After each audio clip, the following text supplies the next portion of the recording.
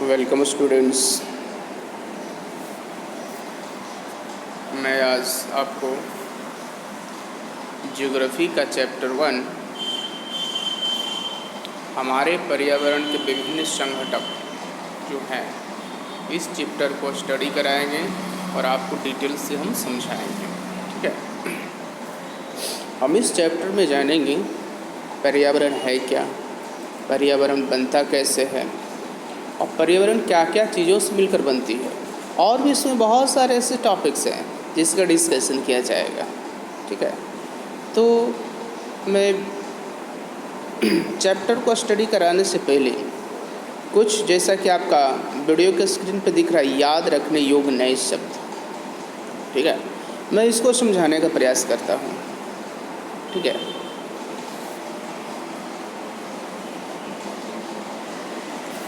जैसे लिखा हुआ पर्यावरण, आपसे पूछा जा सकता है कि पर्यावरण कहते हैं किसको। ठीक है, पर्यावरण कहते हैं किसे। ओके, तो आपको यहाँ पता है जैसा लिखा हुआ, पर्यावरण में वह सब कुछ शामिल है जो मानवीय या जैविक और भौतिक रूप से हमारे चारों ओर उपस्थित है। पर्यावरण उसे कहा जाता है जिसमें मानवीय क्रियाएं, जैविक क्रियाएं और भौतिक क्रियाएं सभी शामिल हो। ठीक है, यानी जैव और अजैव दोनों घटकों का जहाँ पर मिश्रण होता है उसे ही कहा गया है पर्यावरण। तो वही बताया गया है, पर्यावरण में वह सब कुछ शामिल है जो मानवीय, जैविक और भौतिक रूप से हमारे चारों ओर उपस्थित है। हम अपने चारों ओर देखते हैं तो क्या क्या देखते हैं? अपने चारों ओर देखते हैं कि हम लोग हैं और भी जीव जंतु हैं, कुछ कीड़े मकोड़े भी हैं, कुछ निर्जीव हैं। ठीक है, तो ये सब चारों ओर जो दिखता है यही क्या है? पर्यावरण है। दूसरा पॉइंट है भौतिक या अजैविक पर्यावरण। ठीक है, भौतिक को ही अजैविक कहा जाता है, याद रखिएगा।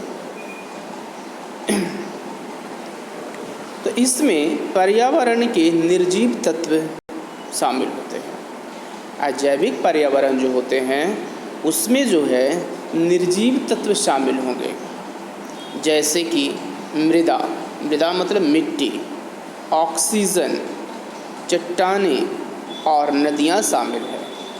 ठीक है, किसी स्थान विशेष पर उपस्थित भूमि, जल और वायु जैसे अवयव उस स्थान के भौतिक पर्यावरण को निर्मित करते हैं। कहा गया है पर्यावरण में वैसे चीज़ें जो निर्जीव हो, ठीक है, उसे ही क्या कहा गया है? अजैविक पर्यावरण। इसमें क्या क्या शामिल हो सकते हैं? तो इसमें मृदा हो सकते हैं, ऑक्सीजन हो सकते हैं, चट्टानें हो सकते हैं, ठीक है, नदी हो सकती है, तालाब हो ये सब मतलब जो है, ठीक है, ये सब क्या है? सूर्य प्रकाश है, ये सब क्या है? भौतिक पर्यावरण के घटक कहलाते हैं। उसके बाद अजैविक, उसके बाद क्या आता है सेकंड पर? जैविक या जैवीय पर्यावरण। जैवीय मतलब जीव से संबंधित है, इसमें पर्यावरण के सजीव तत्व शामिल रहेंगे। जैविक जो होगा तो जैविक में वैसे तत्व शामिल होंगे जो सजीव होगा। किसी स्थान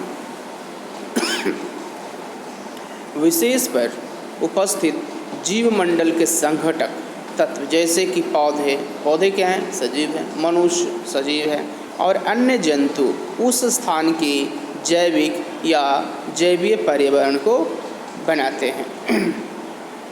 उसके बाद नेक्स्ट आता है प्राकृतिक पर्यावरण। प्राकृतिक पर्यावरण है क्या? तो जैसा कि बताया गया, वह पर्यावरण जो प्रकृति द्वारा उपलब्ध कराए गए हो, संघटक तत्वों जैसे कि भूमि, जल और वन आदि द्वारा निर्मित होता है, प्राकृतिक पर्यावरण कहलाता है। प्राकृतिक पर्यावरण से उस शब्दों का संबोधन किया जाता है जो मनुष्य ने नहीं बनाया है, खुद ब खुद बनी हो। ठीक है, जैसे भूमि, भूमि को कोई बनाने नहीं गए हैं। जल, जल को हम लोग नहीं बनाए हैं कोई भी।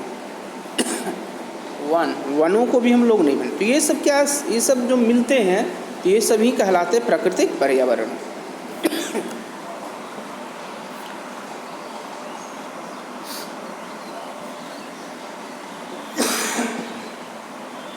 उसके बाद आते हैं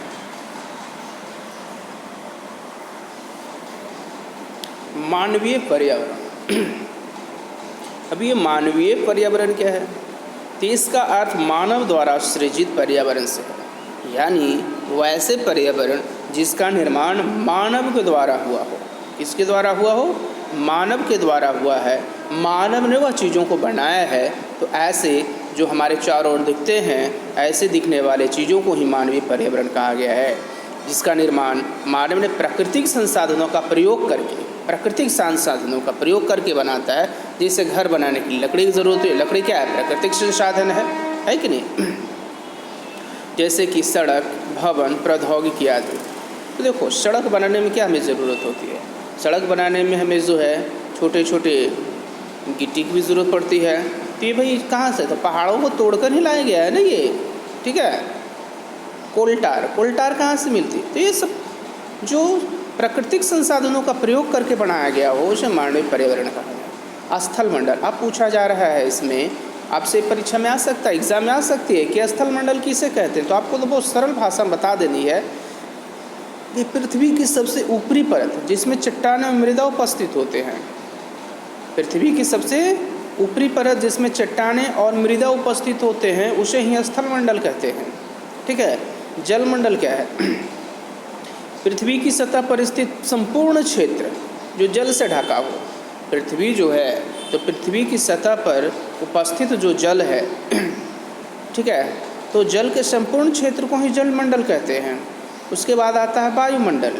तो पृथ्वी के चारों ओर स्थित वायु के आवरण को ही क्या कहा जाता है? पृथ्वी का वायुमंडल। यानी पृथ्वी के चारों ओर, और हम लोग बैठे हुए हैं, ठीक है, तो हमारे चारों ओर क्या है? वायु का एक लेयर है, ठीक है। इसी लेयर को क्या कहा जाता है? पृथ्वी का वायुमंडल यानी एटमॉस्फेयर कहा जाता है। जलमंडल को हाइड्रोस्फीयर कहा जाता है, ठीक है, और स्थल मंडल को जो है लिथोस्फीयर कहा जाता है। अब आता है जीव मंडल, बायोस्फीयर। पृथ्वी की सतह का कुछ भाग और वायुमंडल जहाँ सजीव निवास करते हैं, यानी जलमंडल, स्थल मंडल और वायुमंडल तीनों एक जगह समाहित होती है, तो वहाँ पर एक मंडल का निर्माण होता है जिसे जीव मंडल कहते हैं। तो पृथ्वी की सतह का कुछ भाग और वायुमंडल जहाँ सजीव निवास करते हैं, उस मंडल को जैव मंडल कहा जाता है। उसके बाद है पारिस्थितिकी संतुलन। पारिस्थितिकी संतुलन है क्या? तो देखो, बहुत आसान है। भौतिक, जैविक और मानवीय पर्यावरण का एक मिश्र रूप, जिसके सभी संगठन एक दूसरे पर निर्भर और एक दूसरे के पूरक होते हैं।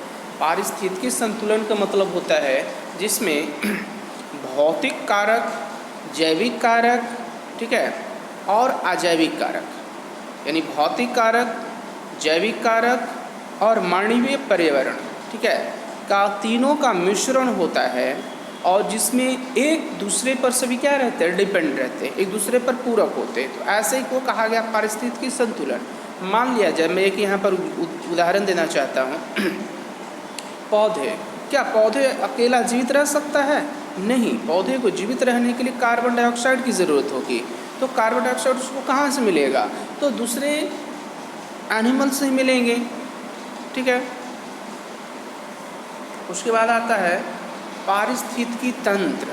क्या आता है? पारिस्थितिकी तंत्र। तो पारिस्थितिकी तंत्र या पारितंत्र में उपस्थित भौतिक और जैविक पर्यावरण के संघटक तत्वों के बीच पारस्परिक समन्वय का संतुलन, यह मामूली परिवर्तन से भी बिगड़ सकता है, जिससे पर्यावरण प्रभावित हो सकता है। तो चलिए आज हम बात करते हैं अपने चैप्टर के जो टॉपिक्स हैं।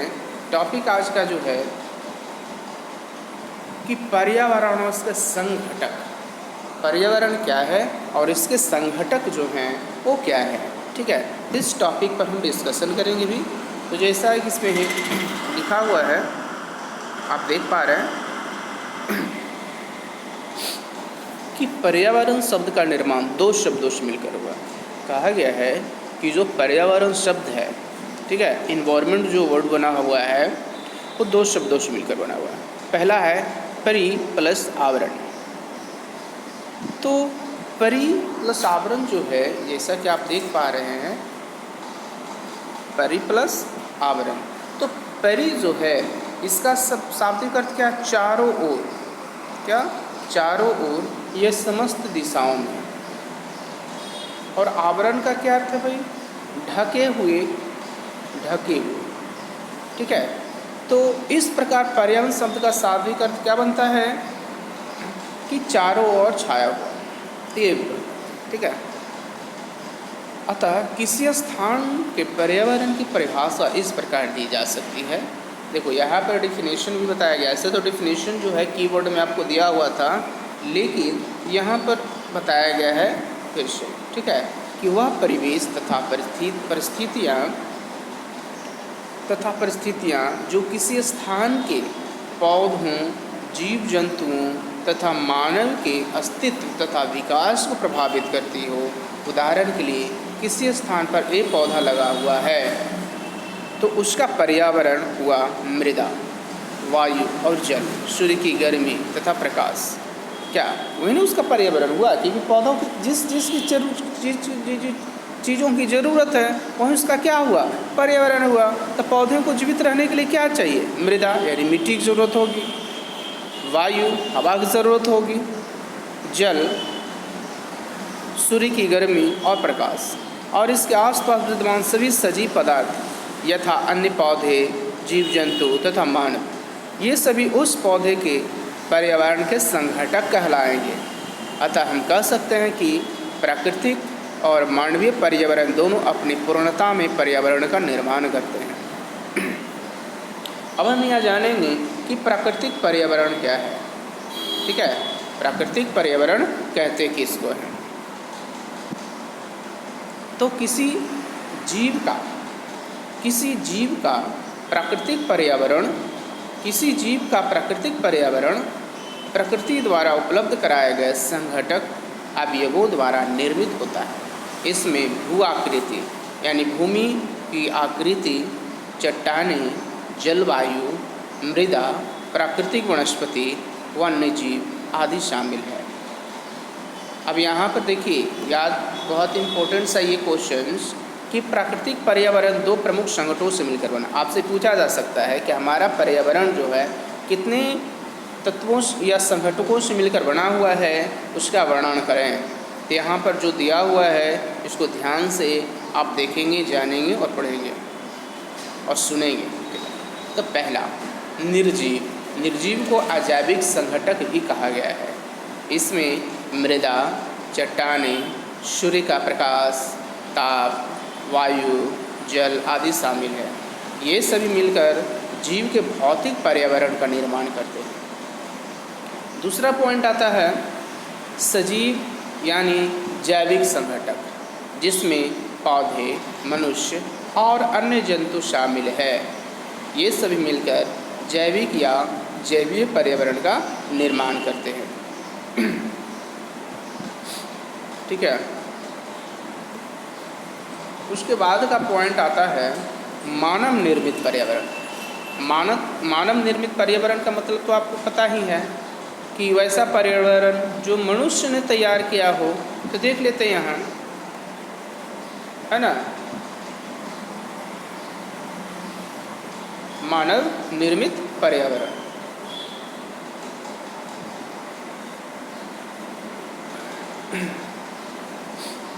यह वह पर्यावरण है जिसका निर्माण मानव ने अपने विकास और अपने जीवन की परिस्थितियों को बेहतर बनाने के लिए किया है। इसमें मानव की बस्तियाँ, परिवहन एवं संचार के साधन तथा अन्य सभी सुविधाओं का विकास शामिल है। उसके बाद का पॉइंट है पृथ्वी अद्वितीय पर्यावरण वाला एक अनोखा ग्रह है। यानी पृथ्वी एक ऐसा अनोखा ग्रह है जो और कहीं ब्रह्मांड में नहीं है। ऐसा ग्रह अद्वितीय, ठीक है, जिसके जैसा कोई दूसरा नहीं हो। ठीक है, तो चलते हैं इस पॉइंट को भी स्टडी करते हैं। लिखा हुआ है पृथ्वी पर मानव तथा जीवन के अन्य रूप विद्यमान है। पृथ्वी हमारी जो है उसमें मानव और जीवन के अन्य रूप विद्यमान है। यह इसलिए संभव है कि सभी ग्रहों में केवल पृथ्वी पर ही जीवन के विभिन्न रूपों का अस्तित्व यानी विकास के अनुकूलन पर्यावरण उपलब्ध है। यानी कहा कि हमारे ब्रह्मांड का ये एक इकलौता ऐसा ग्रह है, ठीक है, जिसमें ऑक्सीजन और अन्य गैस, यहाँ पर जल भी प्रचुर मात्रा में उपलब्ध है, जिसके कारण पृथ्वी पर जो है जीवन संभव हो पाता है। बाकी और ऐसे कोई ग्रह नहीं है जहाँ पर ये सभी तत्व मौजूद। बुध तथा शुक्र की तरह पृथ्वी पर तापमान न तो बहुत अधिक है और न ही बृहस्पति तथा शनि तथा अन्य दूरस्थ ग्रहों की तरह बहुत कम। देखिए, बुध सूर्य के सबसे नज़दीक का ग्रह कौन सा है? बुध ग्रह है। तो बुध पर तापमान बहुत ज़्यादा होता है, दिन में इतनी होती है कि कुछ नहीं कहा जा सकता है, ठीक है। और पृथ्वी पर तापमान बिल्कुल अधिक होता है। बुध और शुक्र जो है बहुत तापमान होता है, और न ही बृहस्पति शनि अन्य दूसरे ग्रहों की तरह बहुत कम होती है। ये सब जो है बृहस्पति ग्रह, शनि ग्रह और जो दूर की ग्रह हैं वहाँ का तापमान बहुत ही कम है, जिसके कारण वहाँ जीवन संभव हो ही नहीं पाता है। देखो, जीवन संभव होने के लिए क्या चाहिए? सामान्य तापमान चाहिए, जो कि पर्यावरण में रहने वाले जितने भी जीव हैं वो उस चीज़ों को सह सके, ठीक है।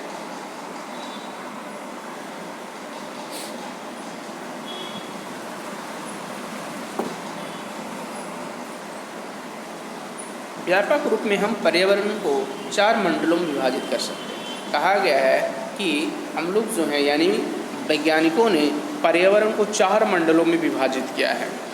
पहला है वायुमंडल, दूसरा है स्थल मंडल, तीसरा है जलमंडल और चौथा आता है जैवमंडल। पृथ्वी के चारों ओर फैली वायु की परत को ही वायुमंडल कहते हैं। वायुमंडल में अनेक महत्वपूर्ण गैस विद्यमान है, ठीक है। जैसे कि देखते हैं कौन कौन सी गैस विद्यमान है। जैसे कि ऑक्सीजन, कार्बन डाइऑक्साइड, नाइट्रोजन का मिश्रण है। इसमें ऑक्सीजन मनुष्य एवं अन्य सभी जीवों के लिए जीवित रहने के लिए अनिवार्य है। पौधों को अपना भोजन बनाने के लिए कार्बन डाइऑक्साइड की आवश्यकता होती है। वायुमंडल पृथ्वी के तापमान को भी कम करता है, इसी कारण पृथ्वी पर जीवन का अस्तित्व संभव होता है। वायुमंडल में उपस्थित ओजोन परत पृथ्वी की सतह पर सूर्य की हानिकारक किरणों को पहुंचने से रोकती है। वायुमंडल के कारण ही मौसम एवं जलवायु स्थितियों में परिवर्तन होता है, ठीक है। देखिए, ये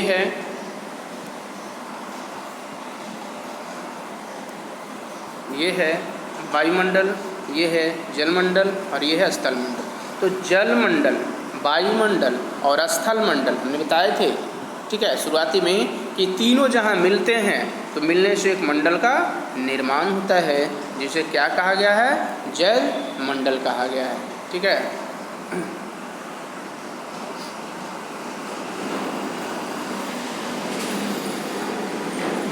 वायुमंडल में उपस्थित ओजोन परत पृथ्वी की सतह पर सूर्य की हानिकारक किरणों को पहुंचने से रोकती है। वायुमंडल के कारण ही मौसम और जलवायु परिवर्तन होते हैं। पृथ्वी पर स्थित जल के संपूर्ण क्षेत्र को जलमंडल कहते हैं। इसमें नदियाँ, झीलें, सागर और महासागर आदि विभिन्न जलाशय शामिल है। जल पृथ्वी पर जीवन की वृद्धि और विकास के लिए अत्यंत आवश्यक है। यह पृथ्वी पर 3 रूपों में उपस्थित होता है: ठोस यानी हिम, तरल यानी जल और गैस यानी भाप। पृथ्वी पर साफ जल की उपलब्धता जल चक्र की प्रक्रिया के कारण ही संभव हो पाता है। पृथ्वी की ठोस ऊपरी परत को, जिसमें चट्टानें और मृदा है, वह स्थल मंडल कहलाते हैं। स्थल मंडल ही वह स्थान है जहां मानव सहित विभिन्न जीव जंतु और पौधे निवास करते हैं। कहा गया स्थल मंडल जो है पृथ्वी के सबसे ऊपरी परत को ही स्थल मंडल कहा गया है, और इस स्थल मंडल में ही सभी मानव सहित जीव जंतु निवास करते हैं। स्थल मंडल मुख्यतः पृथ्वी की बाहरी ठोस पतली परत से बना होता है, जिसे प्रपटी कहते हैं। याद रखिए, आपसे पूछा जा सकता है कि प्रपटी किसे कहते हैं। तो स्थल मंडल, ठीक है, कि ऊपरी परत जिसको ठोस पथरीली चीज़ों से बनी होती है उसे प्रपटी कहते हैं। स्थल मंडल की औसत ऊंचाई, जो मोटाई जो है, स्थल जो मंडल है, ठीक है, तो स्थल मंडल की जो है औसत मोटाई लगभग 100 किलोमीटर है। यह चट्टानों और खनिजों से बनी है। स्थल मंडल की सबसे ऊपरी परत मृदा की पतली परत से ढका है। स्थल मंडल के अंतर्गत विभिन्न प्रकार के स्थल प्रारूपी सम्मिलित है। जैसे कि पहाड़, पठार, मैदान, घाटियाँ आदि। ठीक है। अब आता है जीवमंडल।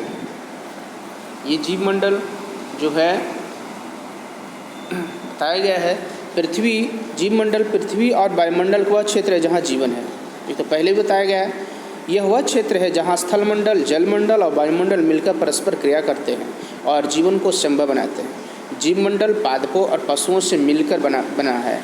यह 15 लाख जीवों को विभिन्न प्रकार की प्रजातियों को पोषक तत्व और साधन प्रदान करता है। ठीक है। तो इस तरह से है, आज हमने आपको वायुमंडल का जो है यानी पर्यावरण के संकटों के बारे में बताया। तो आई होप आज बस इतना ही, नहीं तो वीडियो बहुत बड़ी बन जाती है। ठीक है। तो चलिए आज के लिए बस इतना रहेगा। Thank you.